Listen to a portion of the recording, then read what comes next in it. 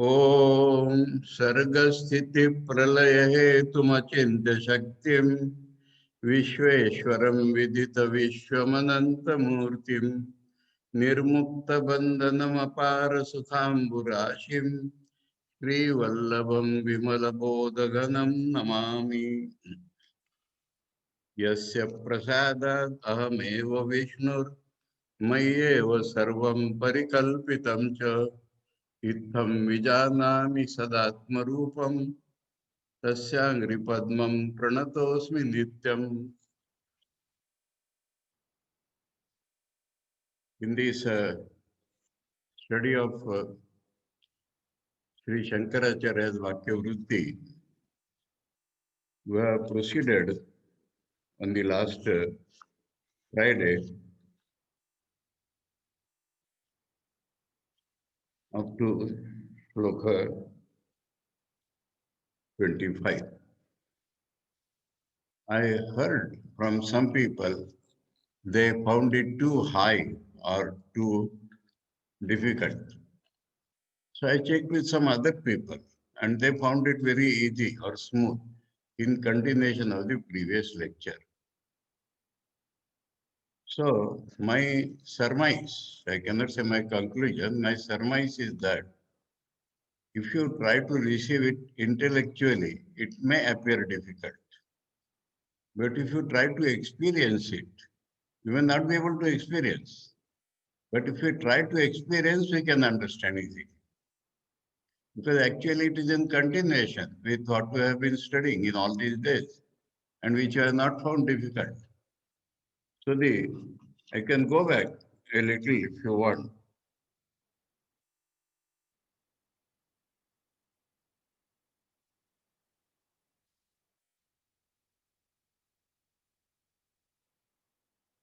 Where, from where we find it difficult.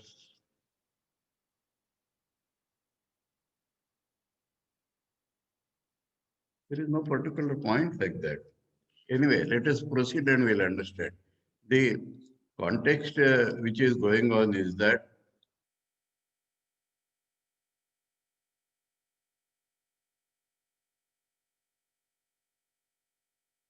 okay. We take up 24 and 25. Huh? Again, putra vittadayo bhava yasya sheshataya priya drashta sarva priyatamaha soham iti avadharaya. Son, money, etc. These bhavas, these ideas, are these positive existences are dear to us because they are for my sake, the son and money is priya to me. If I am not there, what shall the son do? If I am not there, what shall I do with money? So because of I only, money and son are dear. So in that case, I am more dear to myself. This is the point. For my sake, son is dear to me. For my sake, money is dear to me. That means I am most dear to me. And this I is my real nature mind. And in that context, we said, what is nearest to us? My real nature. In our personality, what we call, the body is the most external covering that we have been seeing. Indriyas are little inner covering that we very critically and analytically saw. Mind is still little inner covering, but it is a covering. I consciousness is the deepest in a way covering. And this I consciousness has been found to be the reflection of real I. Now, if the real I is not there, what can I do with anything as dear or not dear? That is the question. Consciousness is the nearest between myself as I am today, I consciousness, and my reality. If I try to go towards my reality, the first response or reaction is bliss that we have found. The nearer we approach to reality, the bliss goes on increasing. And at the bedrock of that bliss, we find the reality, my real nature. This is consciousness. Now, animation, we look upon persons living or non-living by animation. But animation, without animation, consciousness can exist. Example, Sri Ramakrishna's Nirvikalpa Samadhi. There is no sign of prana anywhere. Neither heartbeat, nor pulse beat, not breathing, nothing. To the extent that the doctors base their thing upon animation only. So the Dr. Sarkar said that medically we may have to declare this man dead, but they did not dare it do that because people sitting around him see very clearly the consciousness and the bliss. In this respect, I can tell you something. When we draw pictures of gods or very honored saints, do we not draw a circle of light behind them? That is to show that the consciousness is superb. So, and those who live near him, those who are capable to receive, the joy within radiates so much that it touches every receptive mind and we feel happy. And Holy Mother stands testimony to this. She was asked a question about Sri Ramakrishna and she said, I have never seen him without joy, even for a moment. Whether he's talking with old people or young people or children, or he's without anybody, he's alone. I have never found him bereft of joy. Then somebody asked him, in Samadhi? She said, yes, in Samadhi I have seen him filled of joy. Again he poked and said, in Nirvikalpa Samadhi? She said, yes, yes, yes. So, the joy is the very nature of man. And when we experience this joy, that is exactly what is called love. In the Upanishads, Ananda Swarup Brahman is called Priya Brahman. What is dear? That which gives me joy, is it not?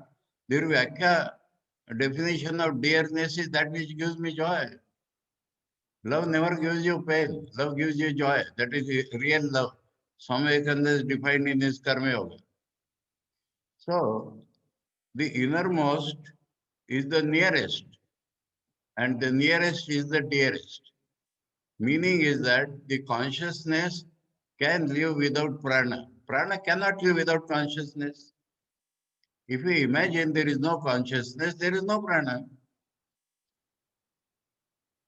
But consciousness can live without prana in samadhi. So prana is secondary. My living itself is secondary. My existence is primary. My existence, my consciousness, and my bliss, they are the primary thing in me. My apparently my living, breathing, medically living, they are secondary things. And then other things are outside me. My son and my wealth or whatever. These two have been exemplified here, referred to here. This is directly from the Brihadaranyaka. I will give you the reference. You please see that mantra, 148. Brihadaranyaka, first Adhyaya, fourth Brahman, eighth mantra. First Adhyaya, fourth Brahman, seventh mantra tells us that we should worship God in the best way. That is, God is my being, God is myself, God is my reality. But then the question comes, give me something, some indication of the reality. With what basis I should worship or I should meditate? And the answer is given, you must know that the reality, the being, is the dearest of all. And there this word comes, dearer than the sun, dearer than the well. It is from that mantra. To exemplify that it is the nearest and the dearest, these two examples are given, that dearer than the sun, dearer than the wealth. Now, these are sometimes in our scriptures, desire for wife and desire for son are equated. So here also you can see dearer than the wife, dearer than the wealth, dearer than the son, dearer than the wealth is myself. Here it has been put in a different way, beautiful way, that for my sake, for the sake of my reality, not for the sake of this ego, not for the sake of so-called I. So-called I sometimes become so selfish without thinking of the son ideals, but that my reality. If that is absent, then what is dear to me? Who have that day thought this also? We can have this exercise. Let me feel I am not there. Most miserable we feel about that. Let me feel I am there. That itself becomes a source of happiness. So in all these ways we can easily feel we are dearest to ourselves. Our real nature is dearest to ourselves. This is not selfishness. Selfishness means small self. This body, this mind, I want money, I want this, I want that, I want to enjoy. This comes only when we think of the lower self. But when we are thinking or conscious or aware of our reality, it can never be called selfishness. This reality is universal. And such people love the whole world much more than we can imagine even. Swamiji has said in one place, in Practical Vedanta, faith in yourself means faith in all because the same self is in all. So this is the capital S, self. So for the sake of our real nature only, even this I is dear to us. Even the sun is dear to us. Even the wealth is dear to us. So here, Sheshataya means for the sake of whom these are dear to us, that drashta, that unchanging reality, that unchanging witness as it is called, the unchanging seer, that means the unchanging consciousness, Sarva Priyatama is the dearest of all. And that is my reality. That is what I am. Soham iti avadharaya. Be firmly aware. Avadharaya can be translated as dharana, conception. Avadharaya, firm conception.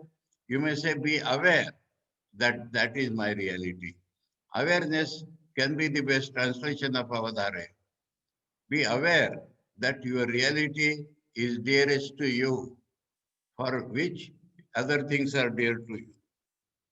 Parapremaspadataya ma na bhuvam aham sada. Same example which I gave. Bhuyasamiti yo drashta soham iti avadharaya. Because it is dearest to me, my reality, so I can never think that let me not be there. I always think that let me be there. And so we, that is why, that is because that is the most lovable object. That is the object of supreme love. And that is my reality. Object means because of love we said object, but that is my reality. Be more aware that that is your reality. This was 25th. So now we proceed. Yes, Sakshi Lakshana Bodha Tvam Padartha Sa Uchyate Sakshitvam Bodhvatvam Avikaritayatmanaha. Sakshi is the word. And many people confuse it with the Sankhya idea of the self. Sakshi, Sakshi means awareness without my change in me. I am aware of the world, I am aware of myself. That does not change me. That is called Sakshi. What is Sakshi? Sakshi Lakshana is Bodha. It is consciousness. The consciousness is aware of everything. The consciousness is aware of itself. The consciousness is unchanging. That is the meaning, real meaning of the word thou or you. How the whole thing started? That the Guru told him that Tattvam Asi reveals your real nature. The Shishya said that I do not know the meaning of Tattvam and Asi. How can I know the meaning of this sentence? Guru said, you are correct. And then he started explaining the meaning of Tvam. That is now coming to an end. Tvam from the Guru, Aham for Shishya. So the middle term of the Tattvamasi or the first term of Aham Brahmasmi, that Aham or that Tvam is being explained. And the real meaning, I already told you that this direct meaning, indirect meaning are not happy translations. Literal meaning and indicated meaning. So, literal meaning is not to be taken at all.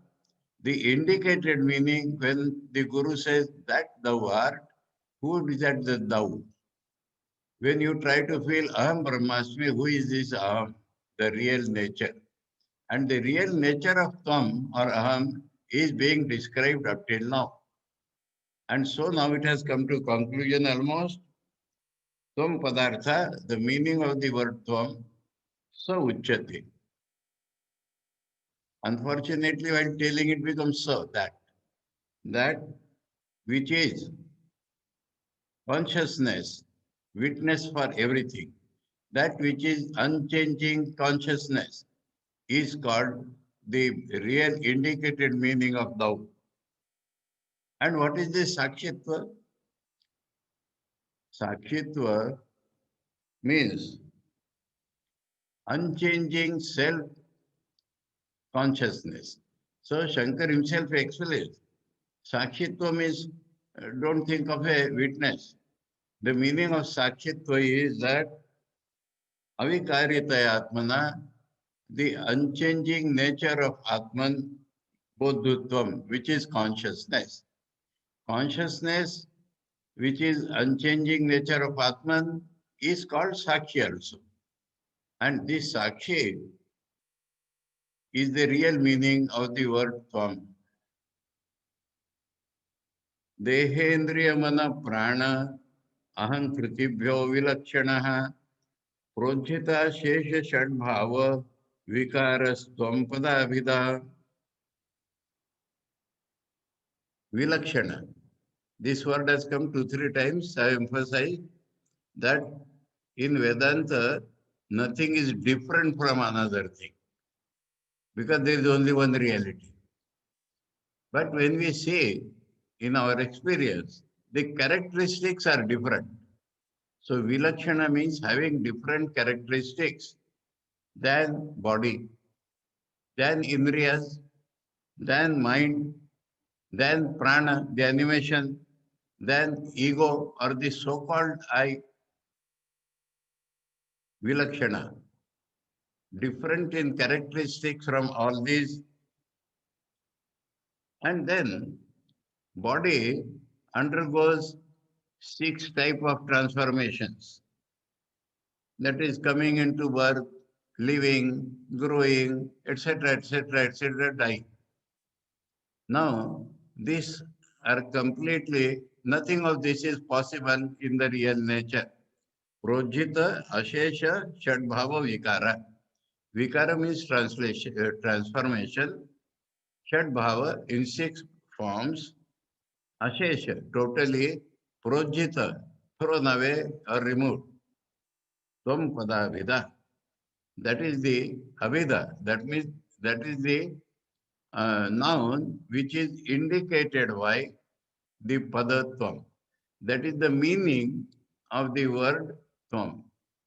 So this is the real meaning or indicated meaning of tvam, is that different in characteristics from body, indriyas, mind, prana, I, so-called, and never undergoes any of these six transformations. That is the indicated meaning of the word tvam. So here the first word is explanation has been concluded. In the second, next sloka 28, the shift is being shown now. We have to think of the word tat, that. In the other sentence, Aham Brahmasmi, we have to think of the word Brahma now. In the teaching sentence, experience sentence. Teaching sentence is Tattvamasi. Experience sentence is Aham Brahmasmi. So in the teaching sentence now, Tat has to be explained. Loosely we say God, Brahman. Tat means that. And that appears away from us. That appears, we cannot experience that. But that is the literal meaning. What is the real meaning of the word that? That we have to now think of. Tvamarthamevam nishchitya tadartham chintayet punaha atad vyavrutti rupena sakshad vidimukhena cha. So in this way, be firm on the meaning of the word tvam. And now, again, you have to think of the meaning of the word tat. Be firm in the meaning of the word tvam. What I am? Consciousness. Be firm in that. Nothing else. Everything else is transitory, everything else is an object. So that Sakshi is called, that is called Sakshi. Everything else is called object. The subject which we are feeling is also an object. The reality has no subject-object split. And that reality is the real meaning, indicated meaning of the word thou. After having ascertained this, after having a firm grip on this, then again we should think of the real meaning of the word tat or that or Brahman. How to think? Two methods are being told here. That will make the thing firm. First is atad vyavrutti rupena. Atad means that which is not that. Example, we see a snake. Rope is not the snake. So when the snake is removed in our mind, then we are telling that rope was not the snake. That which was not the rope has been removed now. And then sakshat vidimukhena. That means directly, positively, we must know the meaning of the word tat. Vidimukhena means as told by the scriptures, directly. First negation and then elimination. Both must be applied. Negation means that which is not Brahman has to be removed. And that which is Brahman has to be said, element. So he has now given the seed of his teaching. From next sloka he'll start that. That after having ascertained the meaning of thou, now we have to think of the meaning of the word that by removal of those things which are not that, which are not included in the indicated meaning of that, and directly illuminating what that means. In both these ways, we must ascertain the meaning of the word that. Nirasta shesha samsara dosho sthuladi lakshanaha adrishyatwadi gunakaha parakrutatamo malaha निरस्तातिशयानंदः सत्य प्रज्ञान विग्रह सत्ता स्वलक्षण पूर्णः परमात्मेति गीयते गीयते Giyate means when the rishis experience that, their feeling becomes so heightened, their feeling becomes so joyful and heightened that it comes out as a song, never as a prose. So they sing about the Paramatman. Paramatman is the word used here for that. Nirasta Ashesha Sansara Dosho.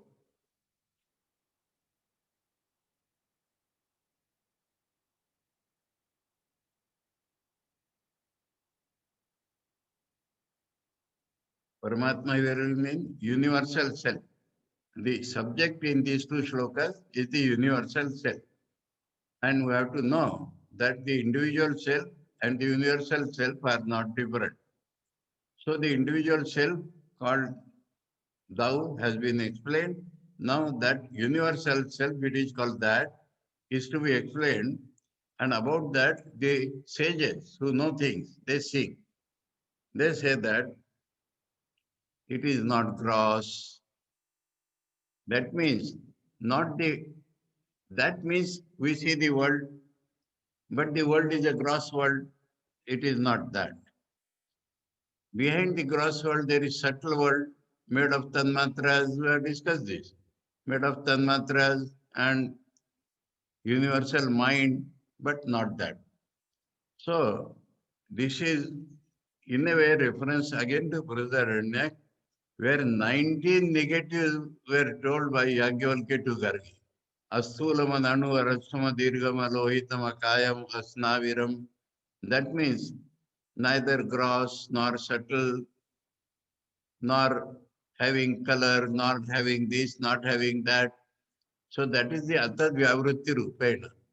When we see the world, that world, but we see all these things. So these have to be removed from our idea of the world. Nirastha means removed. Ashesha means total, without exception. Sansara dosha. Sansara means transmigration. Dosha, the defects of transmigration, which are gross, subtle, and these elements. So the characteristics of grossness, subtleness, which are part of this world, sansara means world here, which are parts of this world, have to be removed from our idea of that. That when we say God, when we feel that, oh, God is in the world, God has created the world, God is in everything, but we must remove that everything first. And then only we can know that God is everything. So, Adrishyatva Adi Gunaka. Today, he is not seen. He is not an object of the senses, sense organs. Adrishyatva Adi. That means eyes cannot see, ears cannot hear. If anything we see here, now in this respect, some important thing is being indicated here. Well, let me tell you a story. I have told this story in some forum, I do not remember here. Let I again think of that. In Maharashtra, there was a tailor, and he was a great devotee of the Lord Vitthava, Vitthal. You know, Krishna or Vishnu is called Vitthal. Now, he was a great devotee. And every day when the food was cooked in his house, he used to take that in a plate and take it to the temple near his house and there offer it to Vitthava. Now he was to go on a long tour and he would be absent for 2 months. He had a son who was very young, maybe 8 or 12 years of age, not more. So he told his son that when your mother cooks food, you should take that and feed Vitthava. His language was you feed Vitthava. The son was a small one with a simple mind. He accepted that. And next day he took the plate and went to the temple. And he's sitting there. And Vithoba is not eating. He is asking, please eat, please eat. My father is to feed you. You know what happens actually? You keep the food before him, you go away for some time. The pujari takes away everything, leaves something as prasada, and you take that thali. That is the routine. But sentimentally, his father used to say that you feed him. So the pujari is saying, you come after some time and to take prasad. He said, no, my father used to feed him because he used to see only father bringing a little remnant in the thali as prasad. My father used to feed him. I cannot go without feeding him. And he started weeping. Then what happened? Vithoba came out of that image. These are true incidents. No superstition here. Vithoba came out of that image and ate his food. Then he was very happy. Then every day it started happening like that, so long as his father did not come back. Now, has he realized God? Has he seen God? No, no, no. He has seen a divine being coming out of the image and eating food. Proof. In those days, it was a great day in Maharashtra. There were saints born in every caste, and they used to sit together, leadership of Ganeshwar. And they used to talk of God and feel happy with talking with each other. Ganeshwar's younger sister, Mukta, small girl that time, uh, by our calculation, somewhere between 13 to say 17, 18 years, not more than that. She was the very high nanny. Now all are sitting together. One potter was amongst them. Gora was his name. Gora Potter. Now these potters, they have a small wooden slab with them, always with them. It is a sign of a potter.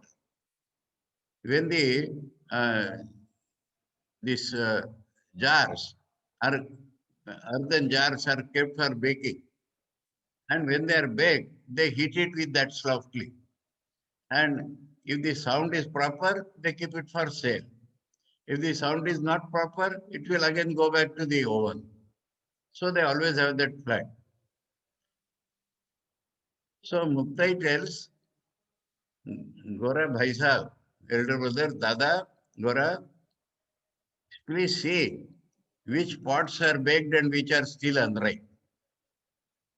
Everybody thought some simple joke.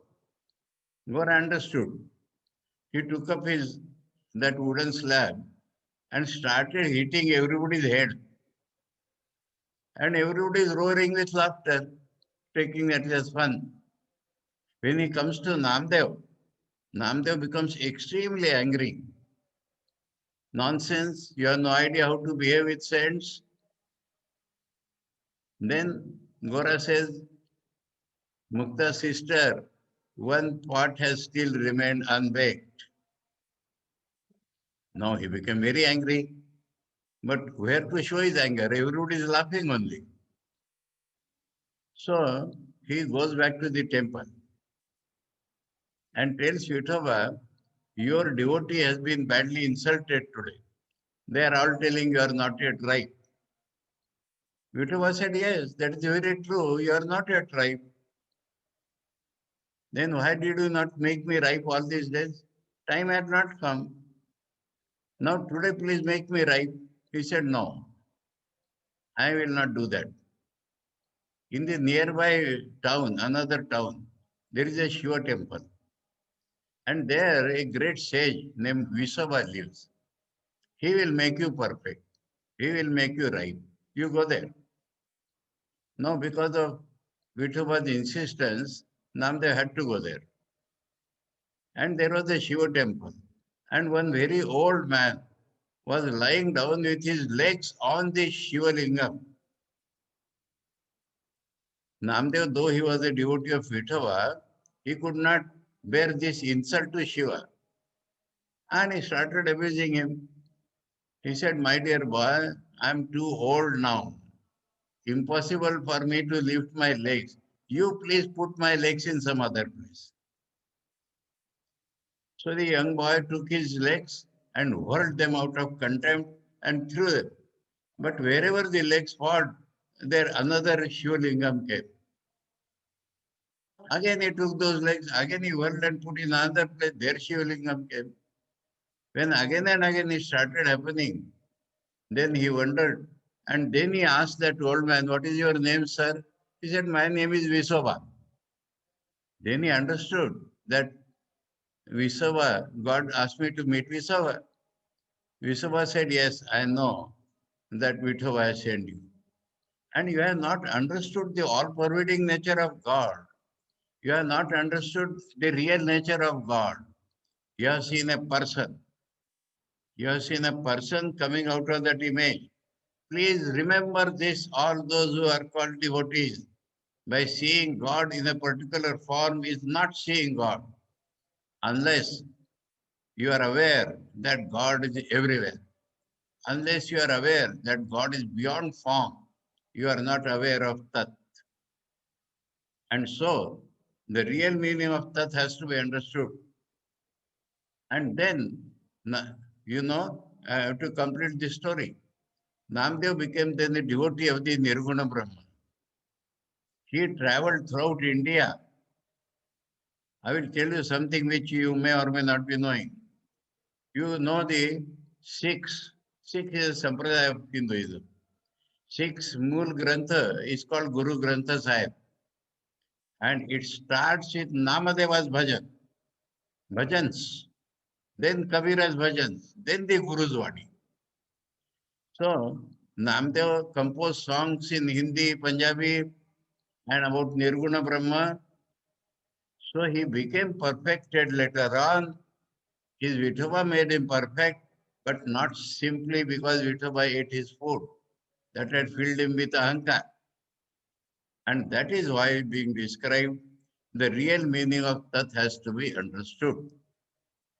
Now, if the meaning of Tat is Vithoba, or Krishna, or Rama, or Ramakrishna, and I am different from him, then that is not the real meaning of Tat. All pervading means he pervades me also. All pervading means there is nothing in the world which he is not pervading. And simultaneously, he is beyond all, unchanging. So, after having understood the meaning of the word Tvam, we have to understand the meaning of the word Tat. And this is the first condition, Nirasa Shesha Sansara Dosho Asthula Adi Lakshana Adrishatvadi Gunaka. I was dealing with this Adrishatvadi Gunaka. My Guru used to say, God is abiding reality. Then we ask him, if he is abiding reality, why we do not see him?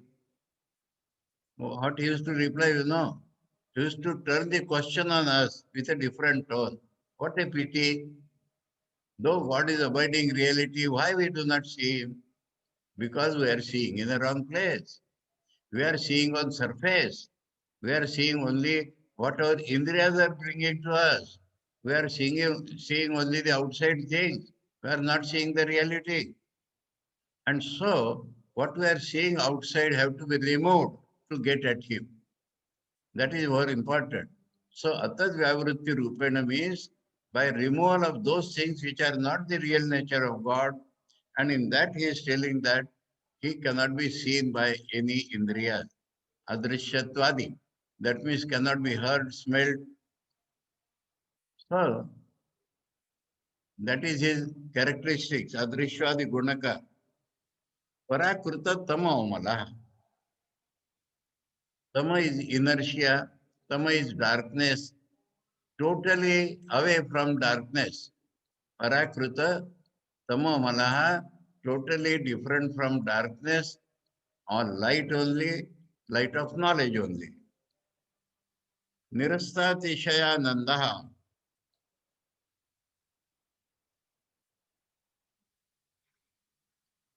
Nirasta, beyond whom there is not a greater bliss.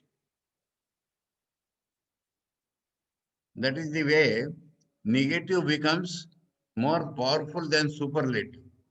Good, better, best. But their mind outcome, there may be something better than it. So when we say nothing better than it, that becomes more powerful. So this is Nirasta Ashesha Ananda. Nirasta Atishaya Ananda. Nirasta means nothing greater than Atishaya Ananda, more bliss than him, because that is bliss by itself. Our bliss is divided, subject enjoying object, but his bliss is by nature. Satya Prajnana Vigraha. So here in this two shlokas, is combining both the negation and the illumination or the positive description of reality as much as possible. So, Satya, eternal reality, unchanging reality, the only reality, Prajnana, consciousness, consciousness, Vigraha, embodiment of. Embodiment does not mean body like ours. Huh? Embodiment means the very personification, if you like to call it, is the consciousness itself. That is called embodiment. Is the reality, is the consciousness, is the bliss supreme, Satta Swalakshana. Satta means reality. Reality within all, existence within all. We do not say God exists. God exists, God becomes a particular object. God is the existence. I exist, you exist. No, it is God's existence. Everything in the world may vanish. Existence will not vanish. So, Satta Swalakshana, his own characteristic is existence. Purna. What is Purna? Full. What is full? Nothing beyond him. So it's just Purna. Purna also means perfect. Purna means absolutely perfect. Purna also means infinite. Purna literally means full. So Purna means perfect. There is no want in him. That is called Purna. Paramatma iti giyate. That is called the supreme reality by the sages. So, in these two shlokas, Nirasta Ashesha Sansara Dosha, all the defects which are present in the world totally have been removed, are not there in him. He is neither Sthul, neither Sukshma, neither red nor white, nor has a body, nor has the sinews. So, as I told you, Yadgyalke tells Gargi 19 negatives. And then he says that it is under him, rulership, that the world is moving. Adrishyatu Adigunanga. Mundaka Upanishad and every Upanishad tells Adrashtam, it cannot be seen. So, not seen means our eyes can see outside things only. And he is seen. He is seen means we can be identified with him. He cannot be seen as an object. The real nature of God cannot be seen as an object. Adi Gunaka. That means seeing is one thing, hearing, touching, smelling. Parakruta tamomana, beyond all sorts of darkness, impurity which is called darkness, and positively. There is positively put negatively that there is no greater bliss than him. He is the very embodiment or personification or solidification of truth and consciousness and his existence, that is his real characteristics. He has no wants. He is called the supreme reality by the sages who know him.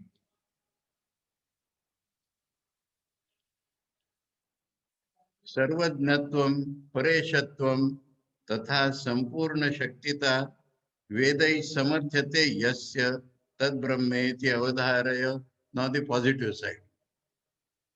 He knows everything. Vedas are telling us, sages are telling us that God knows everything. Now this has to be understood. Huh? God is not the person who has mugged up the encyclopedia. He knows everything. No. Shankar has beautifully defined Sarvajnatva. Sarvasya so Jnasya iti Sarvajna. He is everybody, he is everywhere, he is everything, and he is the knower. So he knows everything. He does not know things from outside like us. He knows things from inside, everywhere. If you want to go through examples, well, supreme examples like Shri Krishna and Sarada Devi there before us, one or two stories from Sarada Devi. Some devotee is coming from Delhi. He has not informed Holy Mother about it. And it becomes dark in the evening while he reaches Jairambati and is trying to search Holy Mother's house. And a man with a lantern is coming there and is asking, have you come from Delhi? He said, how do you know? Mother told me, my son is coming from Delhi. You show him the light and bring me. Another person, these are not very big things for them. Another person is coming from a remote village of East Bengal, what we call Bangladesh. And same thing he meets. In the darkness, he sees a man with a lantern and he asks him, are you coming from such and such a place? He says, how do you know him? Mother sent me. Told me that my child is coming from such and such a place today. You bring him. These are very simple matters. But I quoted that to tell that he knows everything from within, not from outside. There is nothing in the, this is very important for us, and that is why God is called Sakshi also. That nothing happens in the world without his knowledge. Now apply this to everything, please. Political, social, family, economics. Nothing is happening in this world which is not known to him. We need not despair. Oh, bad days have come.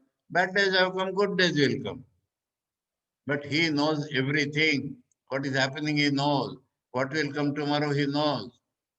Past, present, and future are nothing for him. So, the real meaning of Tat is being disclosed in this way. That is Sarvajna. Sarvajnatvam Pareshatvam, the Lord of all. Para, Supreme, Isha, Lord of all. There I was telling you, in the Brihadaranya, after 19 negatives, Yajnavalkya says, Etasya vai aksharasya prashasane gargi surya chandramasu vidruto tishtata. It is under the rule or governing of this Akshara Purusha that the suns and moons are held in their places. Some rivers flow east, some rivers flow west. The mountains stand in their place. All this is under his command. So, his is the supreme rulership. This also is important. Both sides. Huh? I should not think I am the boss of somebody. He is the only boss. I should not feel I am under somebody because God is only the boss. And so many, I will tell you a funny thing here. The governor signs dotted line. Now, somebody has to be appointed. So the letter has gone in front of the governor, the order. And governor is about to sign that governor is pleased to appoint such and such person in such and such place. But before he signs, he receives an order. The president is pleased to dismiss the governor. Now the governor cannot sign. And these presidents for 5 years, then what happens, we do not know. So all these on our head have no meaning. God is the supreme ruler, God is the only ruler. So the positive side is being told of that God, who is the supreme ruler of the entire universe. And how he rules? He is my reality, he is your reality.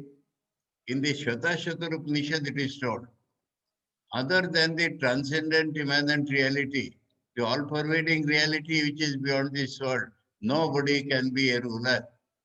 Ye ishe asya jagato nityameva nanyo hetur ishanaya. He is the permanent ruler of this world. Nobody else has the authority to rule this permanently. Whether you think of yourself very big person, but you cannot rule permanently, you will not exist permanently. And your power and my power is his power. Now you see, the whole picture changes. Unless we feel this way, we are not going to realize God. So both the negative aspects, is not this, is not that, and the positive aspects are both to be thought of for the real meaning, indicated meaning of the word tat. Tatha sampurna shaktita. Sampurna shaktita, all power. This also has to be understood properly. All power does not mean he has more power than you and me. No. Hitler, Mussolini, Ravana, Kumbhakarna, they used to think they have all the powers. But they were defeated by other people. My power is not my power, it is God's power. Your power is not your power, it is God's power. In the Kenopanishad, beautiful story is described that Agni and Vayu, he asked Agni, you burn, what do you do? I burn the whole world. Burn the straw, he could not burn it. Blow this straw, the air could not blow it. Because the power is given by God to you for use. He can withdraw any moment. So this is an important thing to feel. Unless we feel this close devotion to God, we cannot realize it. That is the meaning.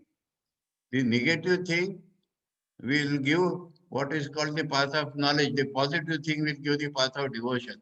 Unless both are combined, we are not knowing God. So he says, Sarva Shakti, Sampurna Shaktita. Prahlada's father, Hiranyakashipu, he told Prahlada, what? Narayana, you are thinking. I am the God for the world. Where is your Narayana? Prahlada said, my dear father, he lives within you. That is why you are feeling powerful, not by yourself. Vedai samarthate yasya. Vedai, the scriptures support this for whom? Tad Brahma iti avadharaya. So when you use the word Brahman or the word Tat, I told you, Tat is for teaching, Brahma is for receiving, Am Brahmasmi.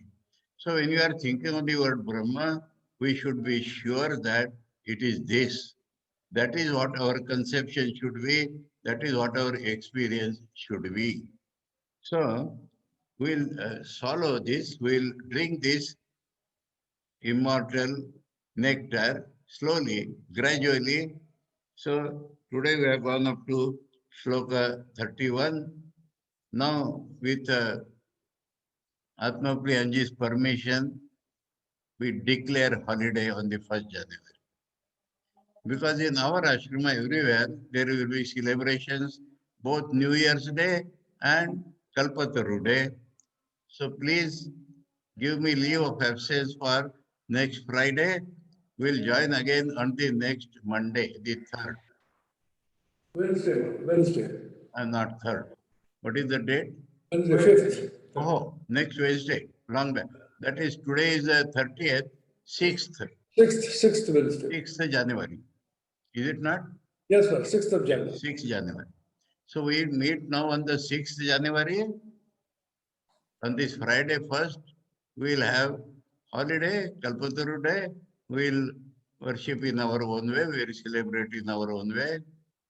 And many of our friends are Christians and they want to celebrate the New Year's Day. So we'll have holiday on the 1st January, Friday. Okay. Om